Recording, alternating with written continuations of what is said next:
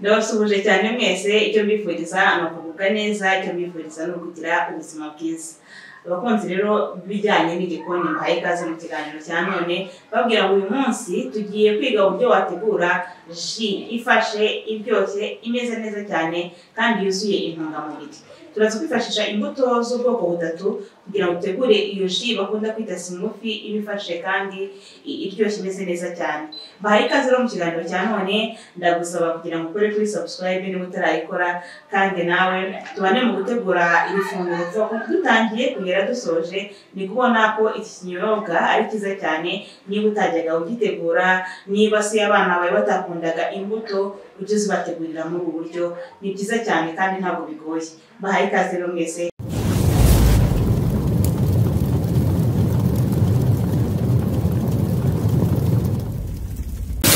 turakenera imineke dukenere ironji cyangwa se amaronji dukenere watermelon izi ni imbuto tugiye kwifashisha mu gutegura iyi smoothie murabona ko ari imbuto ziri healthy kandi n'imbuto bitagoye kuba wazibona mu Rwanda cyangwa se uri hanze y'u Rwanda izi mbuto dukenera icyo uza kongeramo ni amata y'inshyushyu mu gihe wemerewe kubona cyangwa se mu gihe ukunda smoothie irimo amata ariko binashobotse amata wareka kuyashyiramo bitewe n'uko wumvise ya smoothie yawe ifashe hanyuma rero tumaze kubona ibikoresho tugiye gukoresha turatangira dutegure ya ji yacu ifashe ji ikunda kwitwa smoothie iba ni nziza cyane kuko intungamubiri zose zo mu mbuto turazibona ntabwo tuyungurura turahera kuri watermelon twamaze kuyisukura twayironze neza irakeye imeze neza nta mwanda iriho turayikatamo ibipande bito bito kugira ngo bize kutworohera kuza kuyikatakata nyine tuyishyira muri blender cyangwa se wenda mu kandi gakoresho ugiye gukoresha kugira ngo uze kusya ya smoothie uyibone imeze neza cyane nyine ifashe hanyuma rero watermelon tumaze kuyikata mu gutegura ariko biterwa n'abantu ugiye gutegurira uko bangana ishobora kuba nyinshi kuyo nateguye cyangwa se ukayigabanya bitewe n'iyo ushaka ushobora kuba ushaka ikirahure kimwe ushobora kuba ushaka ijage yuzuye biraterwa rero hanyuma rero tumaze kuyikatamo ibipande turagenda dukatamo noneho uduce duto duto dushyira ku gasahani ku ruhande kugira ngo tuze kutwifashisha tuno duce cyangwa tuno dupande mu ruvange rwa wa mutobe cyangwa se ya ji ifashe imeze neza cyane tumaze rero gukata watermelon iyi ngiyi murabona ko ihagije tureta ku ruhande utegura n'izindi mbuto tegura izindi mbuto ni byiza ko mu byo uri gukora ubikorana isuku bitewe n'uko iyi ji ntabwo uyiteka ni byiza rero ko ahantu ukorera hafite isuku ibikoresho uri gukoresha bifite isuku nawe uri kubikora ufite isuku kugira ngo ibyo urya biguhe intungamubiri kandi ntibigire indwara bigutera turafata rero umuneke ku ruhande nawo tuwutonore tuwukoraho cya gishishwa hanyuma nitumara kuwutonora ubona ko wirinda kuwukoraho cyane nyine wenda kuwukoraho bishobotse rwose wawukata utawukozeho kugira ngo cya kinyobwa turi gutegura kibe cyuzuje intungamubiri turabukatamo nawo uduce duto duto dushyira mu gasahani bitewe na watermelon nimaze gutegura ahantu ho turi buze gukeneramo imineke ibiri mbese ubundi ingano y'imineke igomba kungana n'ingano ya watermelon twateguye murabizi ko imineke ituma smoothie yegerana ndetse iza mu buryohe watermelon igatuma ya smoothie izamo bya bisukika y'amazi ya watermelon ikadufasha kugira ngo ya smoothie itaba umutsima bitewe n'uko watermelon muri yo yigiramo amazi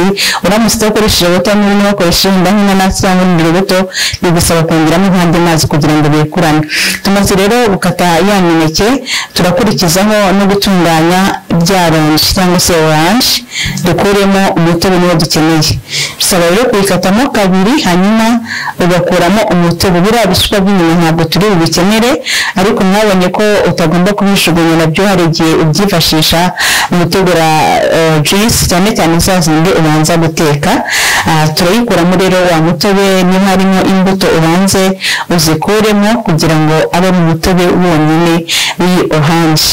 Iyi oranje ni nziza cyane haba mu kuzamura ubudahangarwa, haba mu kurinda indwara no gutuma kandi uruhu rucya rumera neza nta burwayi bundi ugira, ndetse ni na byinshi cyane oranje yagufasha no mu bijyanye n'igogora, mu gufasha gutwika ibinure. Izi mbuto zo mu bwoko bwa citrus ni nziza cyane. Hanyuma rero tumaze gutunganya za mbuto 3 tugiye guteguramo ikinyobwa gifashe, ikinyobwa gifite intungamubiri. Twibereye hehe? Twibereye mu rugo hamwe na Hot 250 TV yacu yizewe. Tumaze rero kubitunganya. Ku ruhande biraza kudusaba gushaka mixer cyangwa se blender cyangwa se agasekuru. Biraterwa n'ubushobozi ufite, biraterwa n'uko ibikoresho ufite. Nababwiye ko ibikoresho ufite mu rugo rwose byagufasha gutegura ifunguro twateguye, bitagusaba ngo ushake nk'ibyo njye nakoresheje. Ufite rape, izi mbuto rwose wazirapa, cyangwa se ufite agasekuru wazisekura ukabona cya kinyobwa kimeze neza cyane. Biragusaba rero umwanya. Tumaze rero kubitunganya neza, twebwe turi bukoreshe blender. Blender niyo dukoresha mu gusya izi mbuto. Neza neza cyane.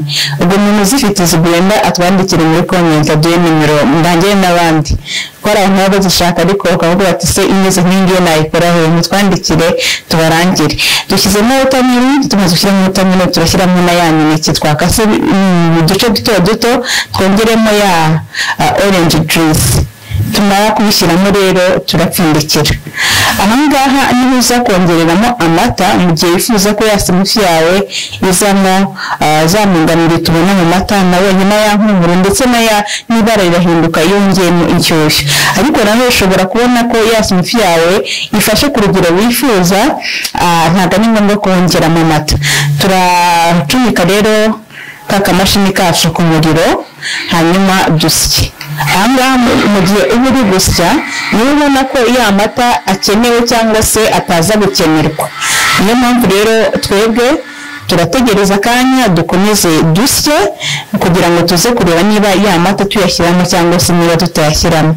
Bitewe n'imbuto yakoresheje bishobora gufatana cyane ku buryo ya blender itabasha kuzisya, ariko nanone bishobora kurekurana smoothie yawe ikaba nk'uko niba wabishatse.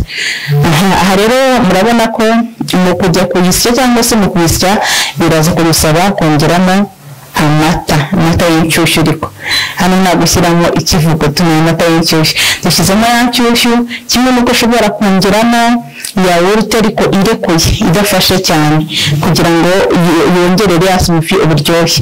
Tumaze gushyiramo amata y'inshyushyu, nta kindi kintu yashyizemo, turasya ya smoothie yacu kugeza inoze. Iyi smoothie bisaba ko uyisya ikanoga ku buryo nuyinywa nyine bitagusaba kujya guhekenya. Ni ubwoko bw'ikinyobwa, ni ubwoko bwaje ibifashe ku buryo n'uyinyweye bitamusaba wenda kugira ikindi kintu arya. Ubundi umuntu ashobora no kuyifata nk'uko yafata ibiryo kuko ibifashe ntabwo ibiyunguriye, bitewe n'uko iyo tuyunguriye yaje cyangwa se wa mutobe turi gutegura usanga intungamubiri nyinshi zasigaye muri bya bikatsi kandi tuba tubikeneye kugira ngo igogora rigende neza no kugira ngo umubiri bigende neza cyane. Tumaze rero gusya ya smoothie yacu turategura ku meza, hanyuma murabona ko iratubuka ibisa neza, turaryoherwa. Bon appétit, karibu. Nizere ko nawe iyi smoothie uzayitegura ukaryoherwa, haba ku basaza, abakecuru, abakuru, abasore, abakobwa, abana. Iyi smoothie ni nziza cyane, by'umwihariko ku mwana. Niba wajya kumutegurira ji, ujye unyuza n'umutegurire smoothie imeze gutya. Biba byiza umuteguriye rwose ji zimeze gutya zifashe abana, barazikunda. Kandi za mbuto niba atakunda kuzirya, iyo zinyweye gutya zose intungamubiri zazo zose abazironse kuko ntabwo ugeze umenye ngo kuremo ibyo yari gufata. Ndabona rero ni ukubategura smoothie nziza cyane ukoresheje ziriya mbuto 3, imineke, oranje ndetse na watermelon. Dusubire mu kiganiro cy'ubutaha, ukore kuri subscribe niba utarayikora. Bye. Ese wari witabira umuhango w'ubukwe cyangwa ibindi birori nyuma y'igihe runaka ugatangira kwibagirwa bimwe mu byabereye muri uwo muhango? ubu benshi ku isi bamaze kumenya ko bitakiri ngombwa kwicaza umuntu ngo umubarire inkuru y'uko ubukwe bwawe bwagenze, ibirori by'isabukuru, ibirori byo gusoza icyiciro runaka cy'amashuri cyangwa undi muhango wari wo wose wigeze kugushimisha mu buzima bwawe, ahubwo umwereka amashusho n'amafoto y'uko byagenze. Kugira ngo ayo mashusho asobanure ubwiza bw'umuhango wawe, nuko nayo agomba kuba meza, akaba afashwe mu buryo bwiza bugezweho kandi bw'umwuga. Gufata amashusho meza nabyo bikaba umwihariko wa Hot 250 Media. Tugukorera amashusho meza y'ubukwe ndetse tukanagufasha kuyabika mu buryo bugezweho ku buryo utazigera uhangayikishwa no kuyabura. Kandi ibyo tukabikora ku kiguzi cyo hasi cyane. Dukorera abahanzi ku giti cyabo n'amakorali amashusho meza y'indirimbo zabo ndetse tukabafasha kuzimenyekanisha. Dufotora abageni ndetse tukabakorera filime mbarankuru y'uko ubukwe bwabo bwagenze. Dukorera ibigo bitandukanye n'abantu ku giti cyabo filime documentaire zivuga ku bucuruzi bwabo ndetse tukabafasha kwamamaza ibikorwa byabo. Dukora amashusho ya filime n'ibindi birori ibyo aribyo byose, umwihariko ukaba ko ibiciro biba biri hasi cyane ugereranyije n'abandi, ndetse ubwiza bw'ibyo dukora bukaba nta makemwa kuko bikorwa n'ababihuguriwe. Si ibyo gusa, Hot 250 Media ikora kandi kuko dufasha abantu kuzamura imbuga nkoranyambaga zabo zirimo YouTube, Instagram, Facebook, TikTok, website ndetse n'izindi. Ntutinye kutugana kuko umukiriya ni umwami kandi serivisi nziza twazigize intego.